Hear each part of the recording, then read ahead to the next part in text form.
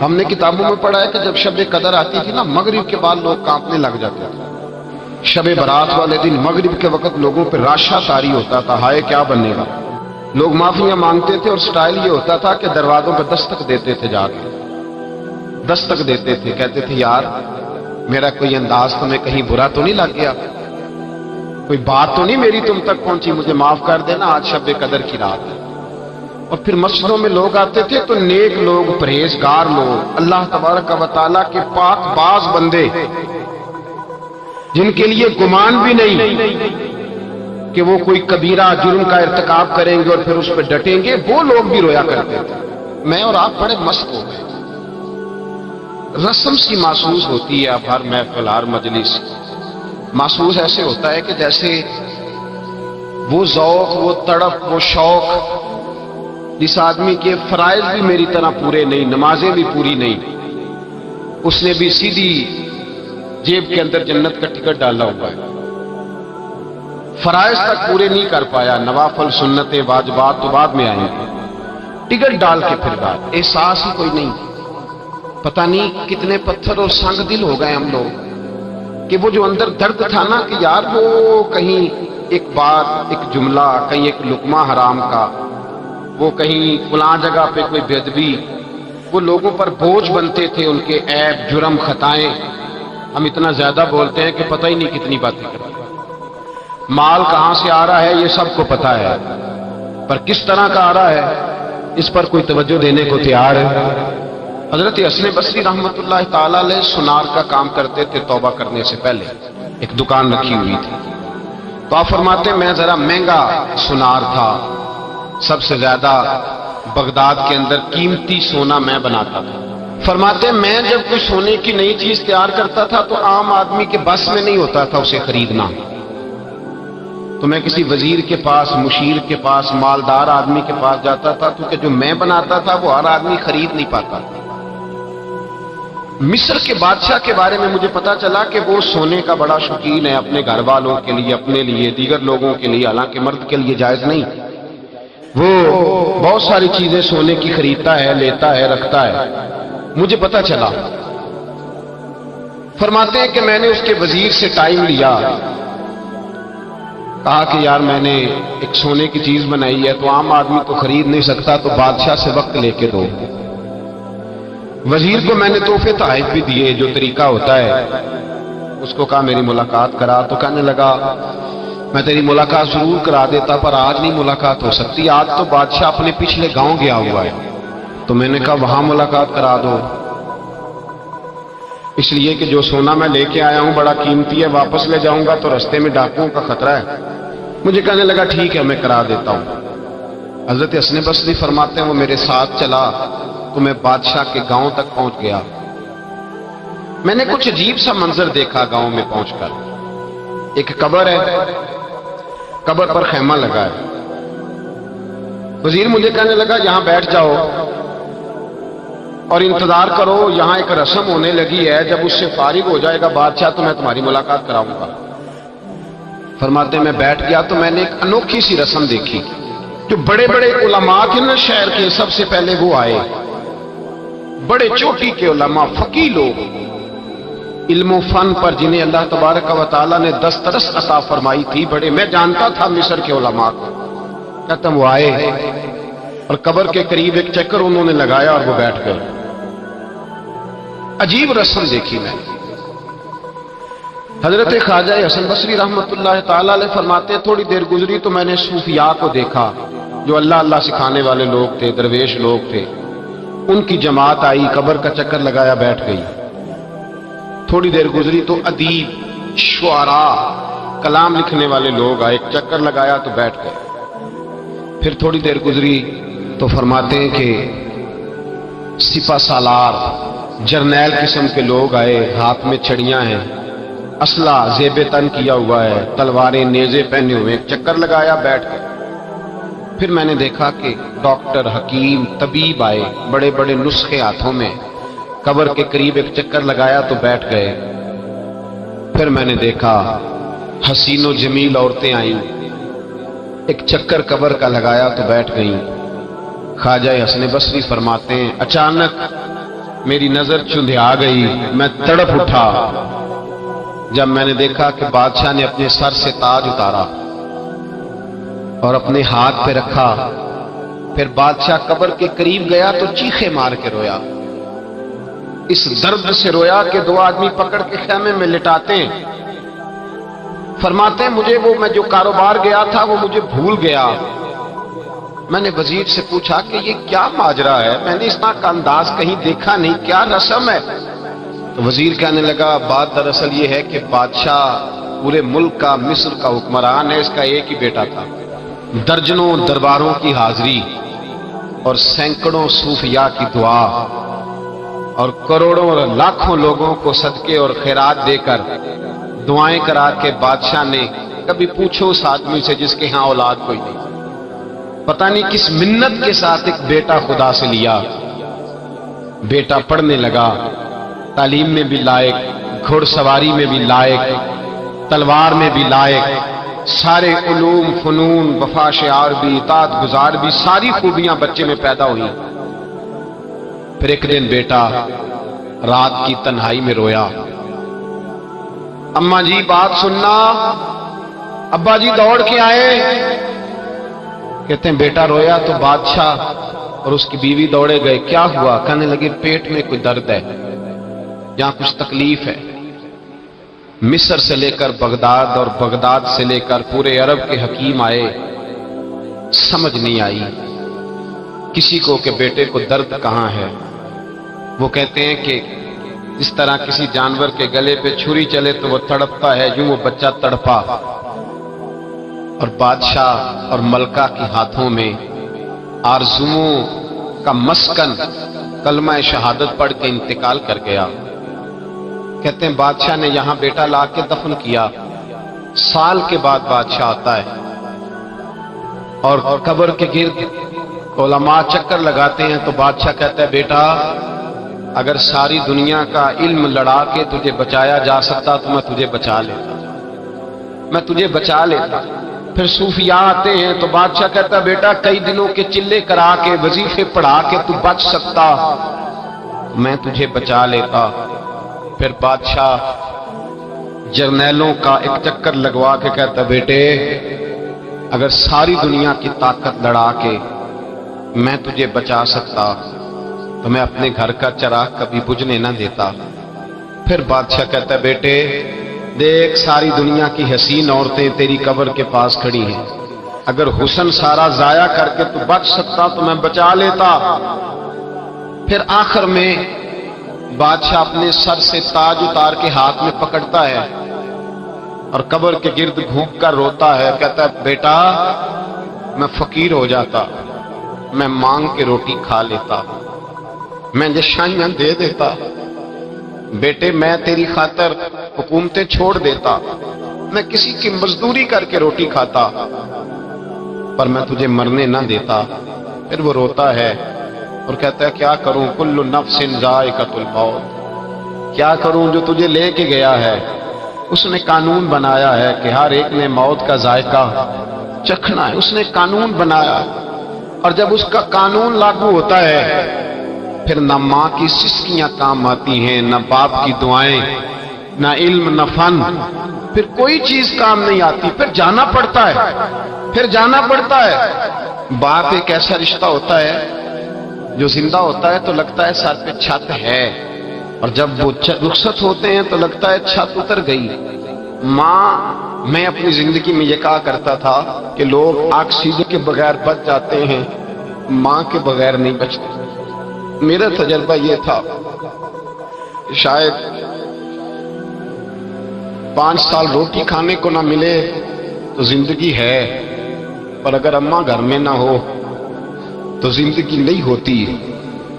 پھر مجھے میرے استاد نے کہا کہ بیٹا میرا دل کرتا ہے کہ آپ اپنی اماں کا جنازہ خود پڑھائیں۔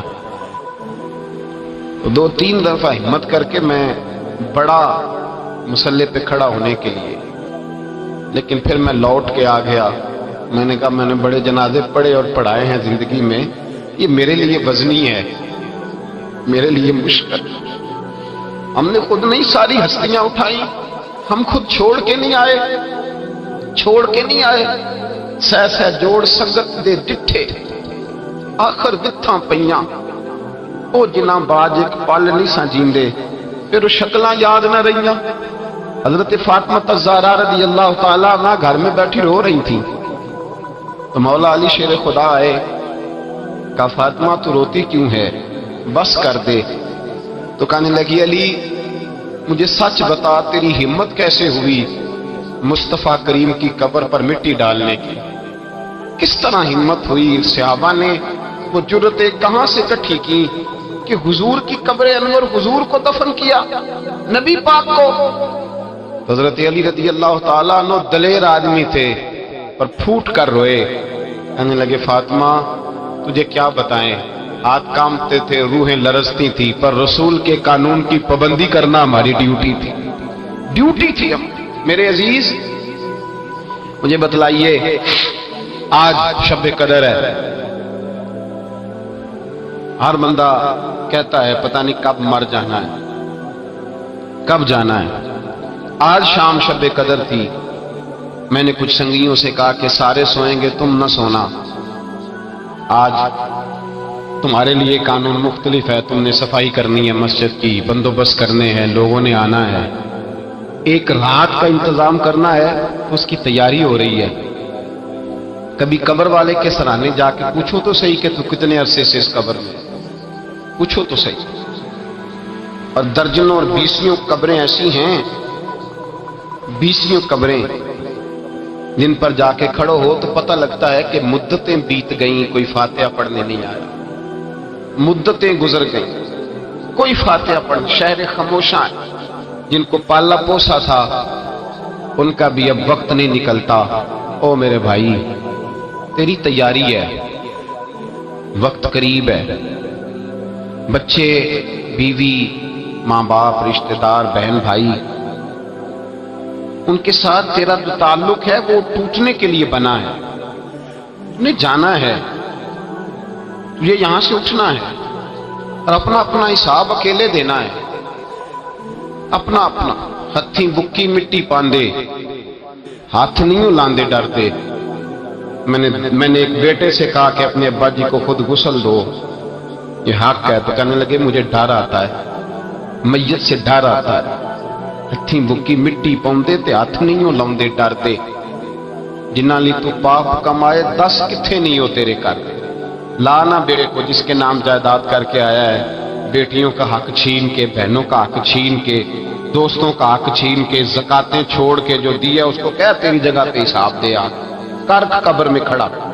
اللہ قرآن مجید میں فرماتا ہے سورہ ابراہیم کے اندر کہ لوگ کہیں گے کہ ہمارا مال لے کے ہمیں چھوڑ دیا جائے، ہماری جائیدادیں لے کے ہمیں چھوڑ دیا جائے، پر عرش کا مالک کہے گا نہیں، یہاں وہ سودا نہیں چلتا، حساب دے، بتا۔ یہ نہیں پتا تھا مرنا ہے، یہ خبر نہیں تھی قبر میں جانا ہے؟ جس مکان میں رہتے ہو نا کبھی پوچھو وہاں پہلے کون کون رہتا تھا، پتا کرو، معلومات کرو کون رہتا تھا، ٹٹول کر کوریت کر دیکھو کتنی لوگ گزر گئے۔ اللہ فرماتا ہے تو آ مجھ سے معافی مانگ، میں تجھے موقع دیتا ہوں، تیری موت کا وقت قریب ہے، آ جا بار بار مانگ۔ کہتا میں نے گناہ ہی نہیں کیا تو میں کاہے کی معافی مانگوں؟ میرے مصطفیٰ کریم علیہ السلام نے فرمایا میں ایک دن میں 100 مرتبہ معافی مانگتا ہوں۔ حضور معاذ اللہ گناہ کرتے تھے جو معافی مانگتے تھے، ڈٹ کے کھڑا ہے، اس کو ندامت کا آنسو کبھی نہیں آیا، اس کو اپنے گناہ پر رونا کبھی نہیں آیا، اس کو کبھی یہ احساس ہی نہیں ہوا کہ میرے اندر کوتاہیاں ہیں۔ اسے کبھی میرے اعلیٰ حضرت رحمت اللہ علیہ ایک بندے کے قریب سے گزرے تو رو رہا تھا، فرمایا کیا ہوا؟ کہا حضور میرے کچھ پیسے ضائع ہو گئے۔ فرمایا چھوڑ، کس پہ رو رہا ہے؟ دنیا داری پہ؟ کہا حضور پھر کس بات پہ روؤں؟ فرمایا رویا کر کہ تیری نمازیں پوری نہیں، رویا کر کے تیرے باپ مرشد اور استاد تجھ سے پورے راضی نہیں، رویا کر اس بات پر کہ تو حقوق پورے نہیں ادا کر پایا، رویا کر کے جو تیرا منصب تھا تو اس کا حق نہیں ادا کر سکا۔ وہ کہنے لگا حضور میں کوشش کرتا ہوں، مجھے اس بات پہ رونا آتا ہی نہیں۔ تو آپ فرمانے لگے چل پھر اسی پہ رو لے کہ تجھے اللہ کی بارگاہ میں رونا ہی نہیں آتا، اس پہ رو، یہ تھوڑی رونے کی بات ہے۔ کہ چھوٹی سی دنیا داری کے لیے تو تڑپ اٹھتا ہے، سسکتا ہے، آہیں بھرتا ہے، اور تجھے اس مالک کے لیے رونا ہے، پھر اس پہ رو لے، یہ بھی تو مقام رونا ہے، رو اپنی سعادت پہ، یہ خیال ہی نہیں کبھی آیا۔ تو پھوٹ پھوٹ کے روتا ہے دنیا داری کے لیے، مال و دولت کے لیے، جاہ و منصب کے لیے، اس پہ رویا کر کہ تجھے یہ خیال ہی نہیں کہ میں نے جانا ہے میرے مصطفیٰ کریم سید عالم نور مجسم صلی اللہ تعالی علیہ وآلہ وسلم نے جو حسن، جو رنگ، جو انداز اپنے غلاموں کو دیا تھا، اس انداز کو سمجھیں۔ حضرت عمر فاروق رضی اللہ تعالیٰ عنہ آپ تشریف فرما تھے، مولا علی شیر خدا تشریف فرما تھے، حضرت ابو ہریرہ تشریف فرما تھے، تو حضرت ابو بکر صدیق کا دور خلافت تھا۔ جناب ابو بکر صدیق رضی اللہ تعالیٰ عنہ نے کہا پانی تو لانا، پیاس لگی ہے، پانی تو لانا۔ تو خلیفہ تھے، امیر تھے، ذاتی طور پہ بڑے مالدار تھے، ایک ساتھ ٹھنڈا دودھ لے کے آئے، کہا حضور دل کرتا ہے آپ دودھ پی لے پانی کی جگہ۔ حضرت ابو بکر صدیق نے دودھ پکڑا، منہ کے قریب کیا تو آنکھوں سے آنسو برس پڑے، تڑپ اٹھے، روئے۔ حضور کیا ہوا؟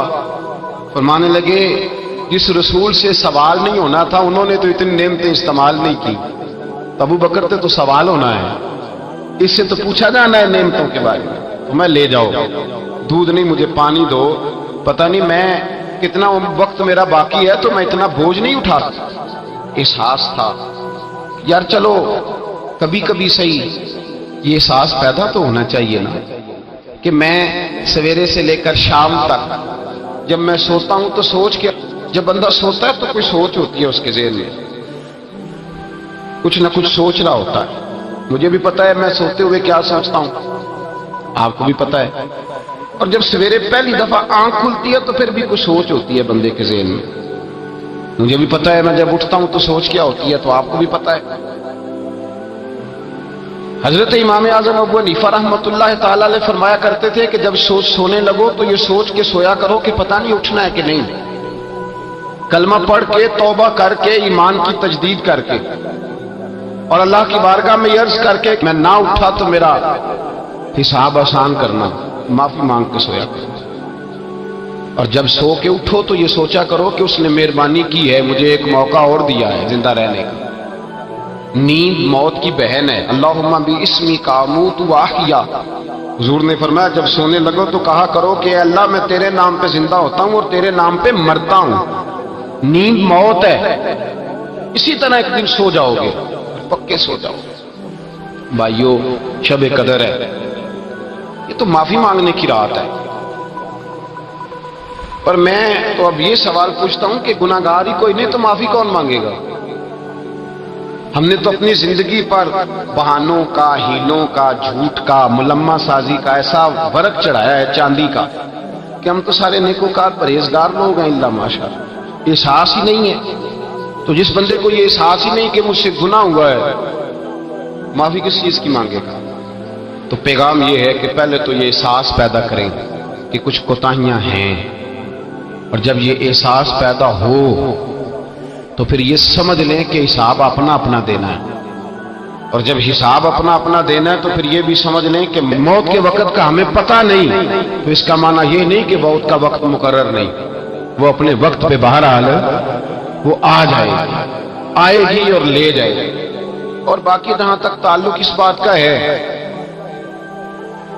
کہ واعظ ہے، نصیحت ہے، گفتگو ہے، وہ ہم روز سنتے ہیں، سنانے والے بھی روز سناتے ہیں، بلکہ اب تو ایک اور بات بھی ہمیں کچھ عرصے سے سننے کو ملی ہے، کہتے ہیں جی کوئی نئی بات سنائیں۔ کیا کریں؟ کہاں سے نئی بات سنائیں؟ قرآن بھی پرانا، حدیث بھی پرانی، نئی بات کوئی نئی بات نہیں، کوئی نئی بات نہیں انہوں نے سنائی۔ تو بھائی سوال یہ ہے کہ آپ یہ بتائیں کہ پرانی پہ عمل ہو گیا ہے؟ اگر پرانی پہ عمل ہو گیا ہے تو پھر نہیں سنا دیتے ہیں۔ صحابہ کرام فرماتے ہیں ہم جو کوئی آیت سنتے تھے نا تو گھر جا کے اس پہ عمل شروع کرتے تھے، پھر نہیں سنتے تھے۔ اب تقریریں اور واضح جب ہم کہتے ہیں نا نئی بات سنائیں تو اس کا مطلب یہ ہوتا ہے کہ ہم سرور لینا چاہ رہے ہیں، کان کا ذائقہ لینا چاہ رہے ہیں۔ عمل کرنے کے لیے نا نبی پاک صلی اللہ علیہ وسلم سے کسی نے کہا تھا حضور میں نصیحت حاصل کرنا چاہتا ہوں تو کچھ بتائیں۔ تو میرے محبوب علیہ السلام نے فرمایا نصیحت حاصل کرنے کے لیے موت کا لفظ ہی کافی ہے. موت کا لفظ. داؤد تائی کے پاس ہارون رشید نے جا کے پوچھا تھا کہ حضرت کوئی نصیحت کریں، تو فرمانے لگے تیرا باپ کہاں رہتا ہے؟ تو ہارون رشید کہنے لگے بغداد کے قبرستان میں. تو کہا تیری اماں کا وہیں ہے، بیوی بچے کا جو رخصت ہو گئے بہن بھائی وہ بھی سارے وہی ہیں. تو فرمانے لگے تو نے اتنے جنازے پڑھے ہیں، اتنے لوگ اٹھائے ہیں، میں تجھے کیا نصیحت کروں، میں تجھے کیا نصیحت کروں؟ میرے بھائی اپنے اوپر اس احساس کو طاری کریں، اس احساس کو. ہمارے زمانے میں ہمارا یہ مزاج ہو گیا ہے کہ ہم نے دوسروں کی اصلاح کا بیڑا اٹھا لیا. ہم لوگوں کی اصلاح کرنے نکل کھڑے ہو. ہر آدمی سامنے والے سے نقص نکال کے اپنی خوبیاں بیان کر رہا ہے اور کہہ رہا ہے کہ سامنے والا سیانا ہو جائے. بلکہ میں یہ کہا کرتا ہوں کہ اب لوگوں کو اپنی دنیا کی اور دوسروں کے دین کی بڑی فکر ہے. دوسروں کو لوگ پیغام دیتے ہیں کچھ رعایت کر جا، مرنا بھی ہے، قبر میں بھی جانا ہے. تو بھائی تو بھی کچھ تھوڑا سا سیانا ہو جا، تو نے بھی مرنا ہے. اب دوسروں کو قرآن و حدیث رہ گیا ہے اپنے نفع کے لیے استعمال کرنے کو، کہ کسی کو جب قائل کرنا ہو تو اس کو کہا کہ ایک صاحب نے کہا مجھ سے ایک دفعہ کہ مسجد کھل جائے گی. میں نے کہا کیا ہوا؟ کہنے لگے قسم ایک ہے اس کے لیے مسجد آنا ہے. تو میں نے کہا اس کام کے لیے مسجد نہیں کھولتے. مسجدیں تو نماز پڑھنے کے لیے ہیں کہ ہمارے ذاتی فیصلے دنیا داری کے قسمیں اٹھانے کے لیے؟ یا تو دین نافذ کرو نا، تو پھر دین کے مطابق فیصلہ کر لو. مسجدیں اس لیے رہ گئی ہیں کہ چلو چل مسجد بڑھ مسیطے دے صاحب، اس کام کے لیے مسجد ہے. احساس پیدا کریں، یہ خیال پیدا کریں کہ دنیا سے جانا ہے. اپنے تصورات کو سمیٹیں یار. یہ جو ہمیں ٹینشن ہے نا کہ یہ بھی نیک نہیں، یہ بھی نیک نہیں، وہ بھی نیک نہیں، تو چلو میں بھی نہیں، تو اس نے اپنا حساب دینا، اس نے اپنا، اس نے اپنا، اور میں نے اپنا. ابھی سارے خراب ہیں تو میں کیسے صحیح ہو جاؤں؟ تو میرا بھائی کوئی پتہ نہیں سارے 100 سال جیے اور تو اگلے سال بھی زندہ نہ رہے. اپنی فکر کریں، اپنے اوپر جدوجہد کریں. دوسرے کو تبلیغ کرنا واجبات دین میں سے ہے، لیکن پہلے عمل کرنا فرائض میں سے ہے. اپنی طبیعتوں کو، روحوں کو بیدار کریں، اللہ کی بارگاہ میں التجا کریں. میرے اعلیٰ حضرت فرماتے ہیں اگر تجھے گناہوں کا احساس نہیں تو یہ بھی ایک گناہ ہے. اگر تو اپنی غلطی کو غلطی نہیں مانتا پھر تو سب سے بڑا مجرم ہے. اپنی کوتاہیاں اپنی آنکھوں کے سامنے رکھیں. آج شب قدر ہے، اتنی فضیلت بیان کی میرے نبی پاک صلی اللہ علیہ وسلم کہ حضور علیہ السلام نے فرمایا کہ اللہ پاک اس رات نزول دنیا پر اجلال فرماتا ہے پہلے آسمان پر، اور کہتا ہے آج جو بھی بخشش مانگے گا میں اسے بخش دوں گا. جو بخشش مانگے گا میں اسے، یا اللہ تو بغیر مانگنے سے بخش دے. اسے نہیں پتا بخشش مانگنی ہے، پر اللہ کہتا ہے تو مانگ مجھ سے، تو بخشش ایسے میں بخشوں گا. اس نے قانون بنا دیا ہے. ہم کہتے ہیں نہیں کوئی نہیں بخش دے گا. وہ کہتا ہے تو مجھ سے مانگ، پہلے آ کے سوال کر. تو سوال کرے گا تو میں تجھے بخشوں گا. تو بخشش مانگنے سے اللہ معاف کرتا ہے. ایک بات یہ ذہن میں رکھیں کہ بخشش مانگنی. دوسرا میرے بھائی اس تصور کو پکا کرے اپنی طبیعت میں کہ توبہ وہ بندہ کرے جو توبہ کی شرائط کو سمجھتا ہے. ایک تو محسوس کرے کہ مجھ سے غلطی ہوئی ہے اور فلاں گناہ ہے جو روز مجھ سے ہوتا ہے، ایک تو اس کا احساس پیدا کرے. اور دوسرا یہ خیال کرے کہ میں توبہ کر رہا ہوں کہ میں کام آج کے بعد نہیں کروں گا. توبہ کا مطلب کیا ہوتا ہے؟ کام میں آج کے بعد، بولیے، یہ کوئی مطلب نہیں کہ ایک بندہ کہے آج میں نے رونا جی مسجد جا کے ساری رات رونا ہے، تو سویرے کیا کرنا ہے؟ بدلنا ہے کہ نہیں؟ کہتا ہے نہیں میں نے اسی طرح سے کم ناپنا ہے، کم تولنا ہے، جھوٹ بولنا ہے، بدی کرنی ہے، دھوکہ کرنا ہے. یہ توبہ نہیں ہے، یہ اس نے رسم ادا کی ہے. توبہ یہ ہے کہ تو اللہ کی بارگاہ میں، ہاں یہ الگ بات ہے کہ سویرے نفس نے پھر برگلا دیا، شیطان کے ہتھے چڑھ گیا، لیکن جس کا پروگرام یہ ہو کہ چلو آج شب قدر ہے تو یہ پھر رسم ادا کی. اس نے لفظوں کے گورکھ دھندے میں الجھا رہا ہے. وہ مفاہیم، معنی اور روح تک نہیں پہنچ سکا. روح تک جانے کی کوشش کریں. اپنے گناہ اعلیٰ حضرت رحمۃ اللہ تعالی علیہ فرماتے ہیں کہ تیری توبہ تب ہے کہ جب جس گناہ سے تو توبہ کر رہا ہے نا सवेरे फिर बंदा कोई तुझे उस गुनाह में दोबारा मुब्तला ना देखे, रस्म ना अदा करना, झूठ ना बोलना, एक तो एहसास पैदा कर। सचमुच मैं कहा करता हूं कि अल्लाह से रिज़्क़ भी मांगे, शोहरत, इज्जत, दौलत भी मांगे, लेकिन शब बारात और शब कदर की रात सिर्फ उससे बख्शिश का सवाल करें और एहसास ये पैदा करें कि अल्लाह तू मुझे बख्श दे। ये तवज्जो के साथ, इन्हिमाक के साथ। सारी रातें तो हम जागते नहीं, कभी कभी जागते हैं, बेदार रहते हैं। तो जो बेदारी के रातें हों फिर सही तरीके से बेदार रहना चाहिए, तवज्जो हटा के हर चीज से, छोड़ छाड़ जबर करे। हज़रत अबू बकर फरमाया करते थे कि अगर तुझे रोना नहीं आता तो रोने जैसा मुंह ही बना ले, अच्छों की नकल भी अच्छी हो, शक्ल ही बना ले इस तरह की जो उसकी बारगाह में पेश होने वाली हो, रस्म नहीं अदा करें। आखिर सल्लल्लाहु अलैहि मुहम्मद। चंगा लगदा है अली वाला, सोहना लगदा है अली वाला, सोहना लगदा है अली वाला, चंगा लगदा है अली वाला, अली वाला वाला अली वाला, चंगा लगदा है अली वाला, सोहना लगदा है अली वाला। किसे भी मैदान च किसे भी मैदान च सुन ले सुन ले सुन ले, नहीं भजदा अली वाला, नहीं भजदा अली वाला। सल्लल्लाहु अलैहि मुहम्मद।